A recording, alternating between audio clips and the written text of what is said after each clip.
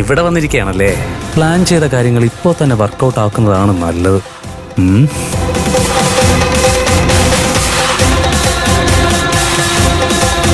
കാക്കോത്തി എവിടെ പോയി?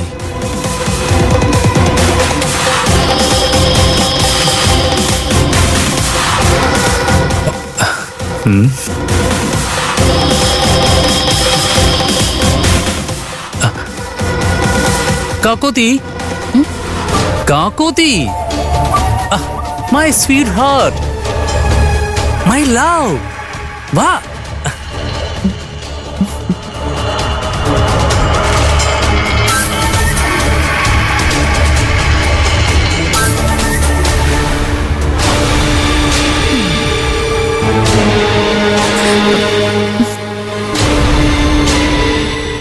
എന്താ ചേട്ടാ? എനിക്കേ നല്ല സ്വീറ്റ് ആയിട്ട് ഒരു ചായ വേണം. അക്കച്ചേട്ടന് വേണ്ടി ഞാൻ ചായ എടുത്തു വെച്ചിട്ടുണ്ട്. എടുത്തിട്ട് വരാട്ടോ. എന്നാ പോയിട്ട് വാ.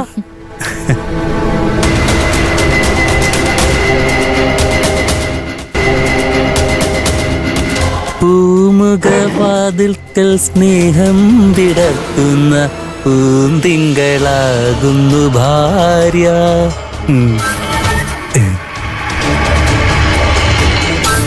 ആഹാ, അക്കച്ചേട്ടാ ചായ. സ്വീറ്റ് അല്ലേ കാക്കോത്തി?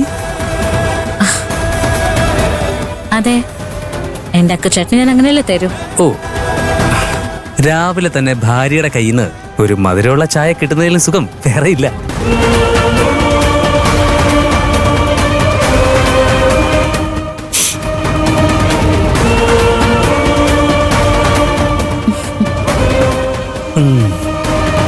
വാവ്, എന്റെ കാക്കോത്തി ഇട്ടുന്ന ചായ കുടിച്ചാലേ ആ ദിവസത്തെ എനർജി ഒന്ന് വേറെ തന്നെയാ. വാവ്, ചുമ്മാ കളിയാക്കാതെ അക്കച്ചേട്ടാ. കളിയാക്കിയതല്ല കാക്കോത്തി, സ്വന്തം ഭാര്യയെ, ജീവന്റെ പാതിയെ ആരെങ്കിലും കളിയാക്കൂ? നീ പറ. അക്കച്ചേട്ടൻ കളിയാക്കാറുണ്ട്, പറ്റിക്കാറുണ്ട്. അയ്യോ, ഞാനോ? നിന്നെ പറ്റിച്ചെന്നോ? എപ്പോ? ഔട്ടിങ്ങിന് കൊണ്ടുപോകാൻ എത്ര നാളായിട്ട് ഞാൻ പറയുന്നു, ഒരാഴ്ച ലീവ് എടുക്ക, നമുക്ക് മുടങ്ങിപ്പോയ നമ്മുടെ ഹണിമൂൺ ആഘോഷിക്കാം. ഹണിമൂണല്ലേ? പോ, ഇമ്മീഡിയറ്റ് ആയിട്ട് പോ. പിന്നെ കല്യാണം കഴിഞ്ഞ പുതുമോടി ഒരാള് സോഫയിൽ നിരാശനായിട്ടിരിക്കുന്നത് കണ്ടോ? ഈ സമയത്ത് നമ്മളായിട്ട് ഹണിമൂണിന് പോയാ അത് കണ്ട് സഹിക്കാനാവാതെ ഇവിടെ ചിലർക്ക് അറ്റാക്ക് വരുമോന്നൊരു സംശയം. ഒരു പാവം ബ്രഹ്മചാരിയാ ആയിരിക്കുന്നത്. ആ ശാപം നമ്മളായിട്ട് വാങ്ങി വെക്കണോ? അത് വേണ്ട. ഇപ്പൊ കല്യാണം കഴിഞ്ഞ പുതുമോടികൾ ആദ്യം ഹണിമൂണിന് പോട്ടെ, എന്നിട്ട് നമുക്ക് പോവാം.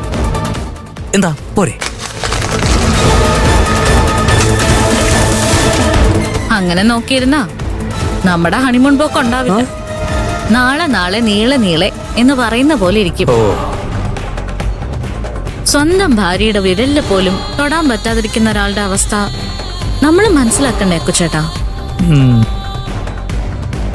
സൂര്യൻ പടിഞ്ഞാറുദിച്ചാലും ഇവരുടെ ഹണിമൂൺ നടക്കുമെന്ന് എനിക്ക് തോന്നുന്നില്ല. അയ്യോ, അത് ശരിയാണല്ലോ.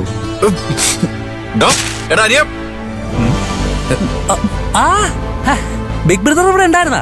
ഞാൻ കണ്ടില്ല കേട്ടോ. നീ കണ്ടായിരുന്ന കാക്കോത്തി? ഞാനും കണ്ടില്ലായിരുന്നു ചേട്ടാ.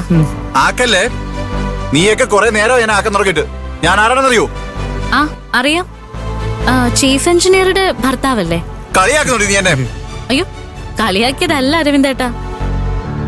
ഭാര്യയും കുട്ടി അരവിന്ദേട്ടന് ഹണിമൂണിന് പോകാൻ പറ്റുമോ പറ?